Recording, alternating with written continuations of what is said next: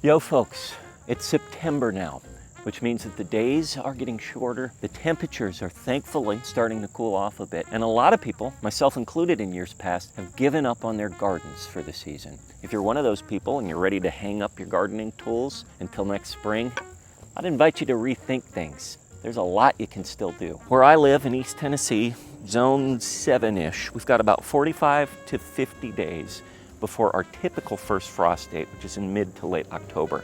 Which means if we want to get some stuff sprouted and ready to harvest before then, now's the time, this week or next week, to get some stuff in the ground. What do we still have here? Well, some bummed out tomatoes. We'll probably pull those in a few weeks. Okra, which is doing great, and we'll pull that when we do get the first frost. Lots of buckwheat. I've talked about buckwheat in plenty of my videos. And the sweet potatoes. The sweet potatoes, we plan on harvesting 2 to 3 weeks from now. We're gonna get a bumper crop of sweet potatoes this year. But I'm not here to talk about what's already in the ground. I'm here to talk about what I want to put in the ground to start from scratch. Today we're going to talk about the crops that most folks across the US can still put in the ground this late in the game. Granted, your window might be shorter. If you live north in the northern climates, it might be a bit longer if you live in the southern or southwestern climates. But where I'm at, zone 7 is a nice middle ground that I think represents a good barometer of the types of things you can put in the ground no matter where you're at in the US. I'm also going to show you the exact 5 crops that I'm putting in the ground today and why I'm putting these 5 crops in the ground. So if you're like me and you're not quite ready to hang up your gardening tools for the season, you want to extend things just a little bit longer, then hang out with me and let's get some stuff in the ground. There are 5 categories of crops that we like to focus on here in the Yosted in the fall. The first category, leafy greens. Think things like arugula, lettuce, spinach, mustard greens. These things grow really quickly. They're very cold resistant. They can typically deal with a couple of light frosts. Once you throw a frost cloth over them, even better. And bonus, they can do double duty. You can sow them in such a way that they act as a cover crop and they cover the soil. They're also pretty tasty. I myself am partial to the tangier varieties, things like arugula and mustard greens. Some people don't like greens at all, but I think they're great when you mix them in things like a sandwich or you put them on some sourdough. Point is, they're a great easy fall crop. Second category is root crops. That's things like radishes, beets, turnips, carrots. These things also germinate very quickly, and as a bonus, they help to aerate your soil. Third category is brassicas. That's things like collards, kale, broccoli. We actually have a brassica bed right here. Everything that you see here has been growing since last winter. It overwintered last winter, went through the summer, and now here we are again, back at the outset of fall. I will say brassicas can be touchy. I mean, I'm just looking right now and I see all these funky little bugs over this right here.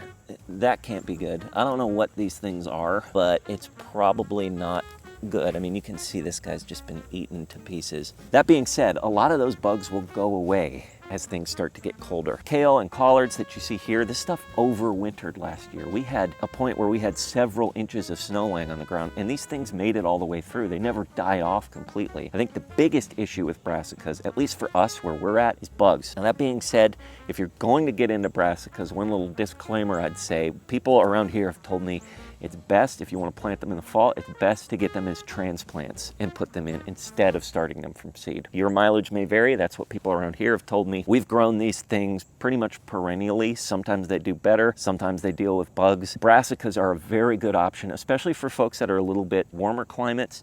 I think you have more room to play as your fall and winter isn't as severe as those in maybe like zone 7 and north of that. Fourth category is peas. These things rocket up super quick. They're really cold resistant. They can handle several frosts during the year. And as a bonus, they're nitrogen fixers for your soil. Last but not least, the 5th category of fall crops that we focus on here on the Yosted are cover crops. Now, as you know, I'm very partial to buckwheat.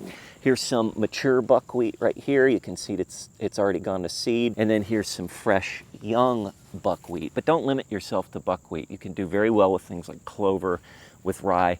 These cover your soil over the winter. They keep your soil fed with nutrients. And as a bonus, they keep the weeds away. At least for us, wherever we've planted buckwheat, we never deal with the dreaded Bermuda grass that we always deal with here in our climate and our garden. The goal with these crops is to keep all of our soil, all of our garden beds either covered or active, even during the winter months. The crops that I just talked about do that job. If you're north, say zones 3 to 5, at this point you're probably going to want to focus on things like cover crops.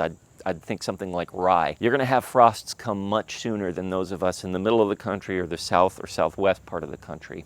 You could maybe probably throw some root crops in there as well. If you're south of zone 7, zones 8 and up, you've got a lot more room to play with and a lot that you could probably just overwinter. I know people in Florida that grow tomatoes through the whole winter. Here where we're at in zone 7, I think it's a nice middle ground. Wherever you're at this point in the season, look for 3 things in your fall crops. They grow quick, they improve your soil, and they like cool weather.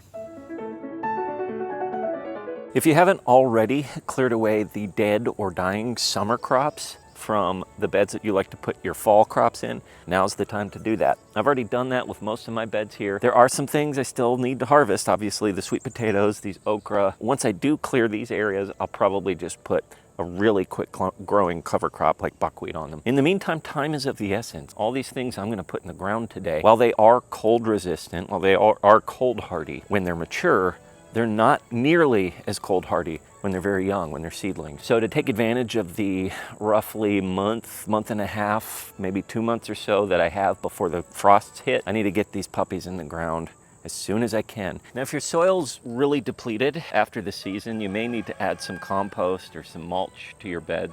Thankfully, we don't have that issue. After all these years of working this soil and rotating our crops, we've got really rich, beautiful compost that has no troubles putting seeds in there and germinating them.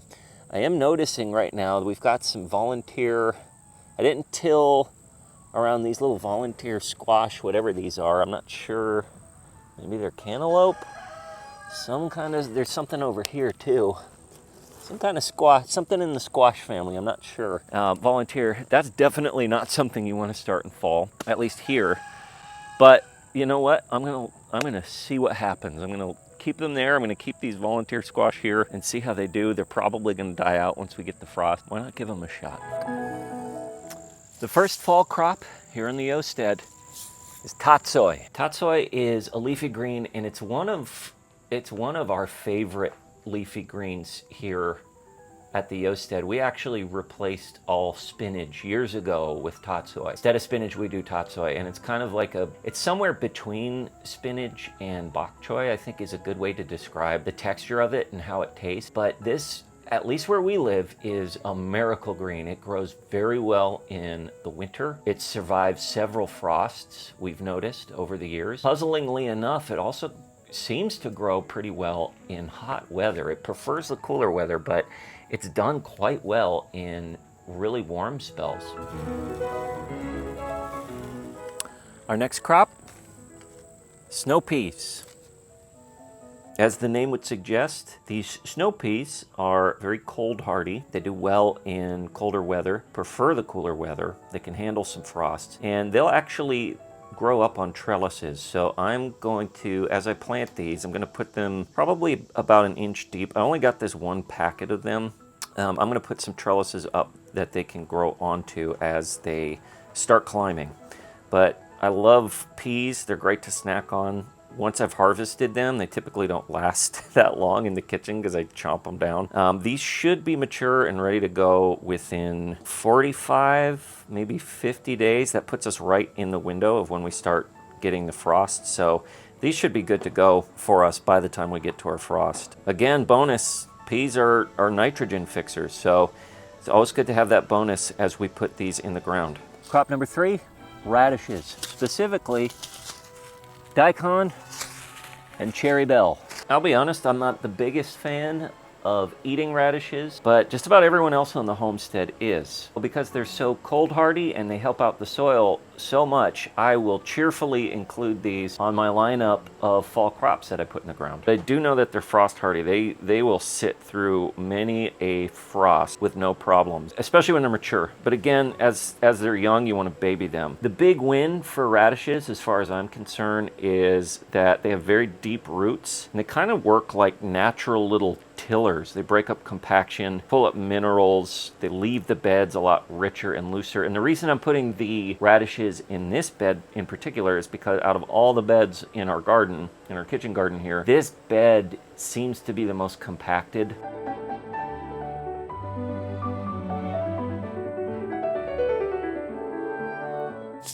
Next up, Old Faithful a leafy green that you all know and love, arugula. I don't know what there is to add on the discourse about arugula. It's such a popular plant that so many people are familiar with it, so many people sow it, so many people eat it. In terms of our fall garden, this stuff is zippy. You can expect these to mature within a month. I actually will broadcast these. For whatever reason, I thought I had more packets of arugula, but I guess I just have one. So I may only end up broadcasting half of the bed today as I'm filming this. I broadcast them like I do with my cover crops. I just kind of give it a toss, try to cover most of the area, and then I rake it over. Now you can also plant these in rows. A lot of people will do that. It's just a very shallow row, maybe a half-inch deep, quarter-inch deep. But for me, I like to broadcast these things. Now, they do double duty, where they'll serve as a cover crop, and you can also eat them, unlike the buckwheat, where you have to mill them. This you can just pull out of the ground, run it under water, and you've got yourself a salad. It's pretty great. And did I mention that they're cold hardy? They are. We've been through several frosts where the arugula has bounced back. Last but not least, the final crop that we typically grow here in the fall season is a cover crop. And for us, our cover crop of choice is buckwheat. And I've talked about buckwheat quite a bit in my videos, and just to show you exactly what I'm talking about, this buckwheat that you see here is probably a month and a half old. It's been in the ground somewhere between a month and a half and 2 months, maybe not quite 2 months.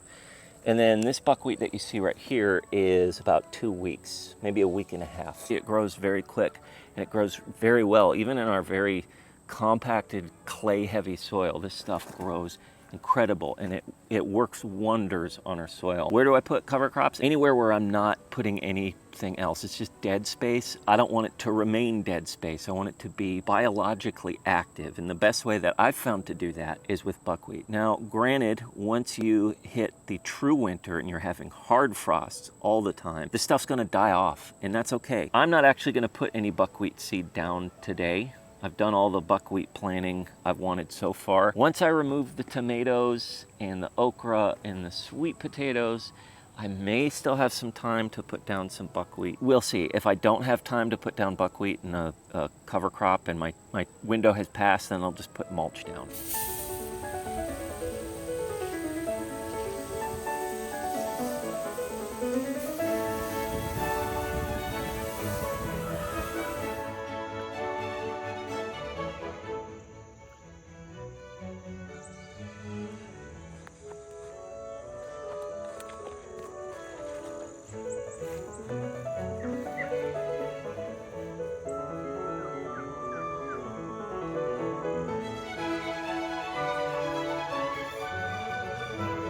Okay guys, so it's actually a few hours later. I did a little bit of digging around, and turns out I do have some packets of arugula, of greens that I'm gonna put in the ground. We've got this arugula, this additional packet of arugula, and something I was unaware of that we had called mustard spinach. It's a Japanese green known as komatsuna, which I'd never heard of, but apparently we had some. This counts as mustard greens as far as I'm concerned, so I'm including this kind of on the greens list. I'm gonna pop these in the ground. You may notice that it started raining. I feel a little bit silly for spraying everything down with water, but that's okay. I think last time I checked the weather, we're supposed to get, the next few days are supposed to be cool and sunny. Perfect. Couldn't ask for a better weather situation. So let me get these in the ground real quick and call it a day. Okay, that feels good. Any open patch of soil that we had in our garden is accounted for now with either cover crops, edibles, or things we still have yet to harvest. That's a good feeling. The seeds that I just put in the ground just now, I'm gonna let this rain that's coming down water those in. I don't wanna overwater them. This rain will do the trick for me.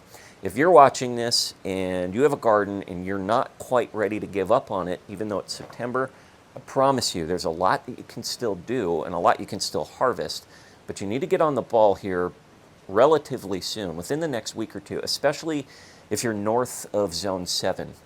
If you're south of zone 8, you have some wiggle room to play with, but suffice it to say, if you want a fall harvest, now's the time to get going. So take this video as your signal to get up, gather some seed packets, and get out there and get your hands dirty like I just did. Hopefully this video was helpful. Thanks for hanging out with us, and until we see you again next time, remember, as always, slowly, slowly.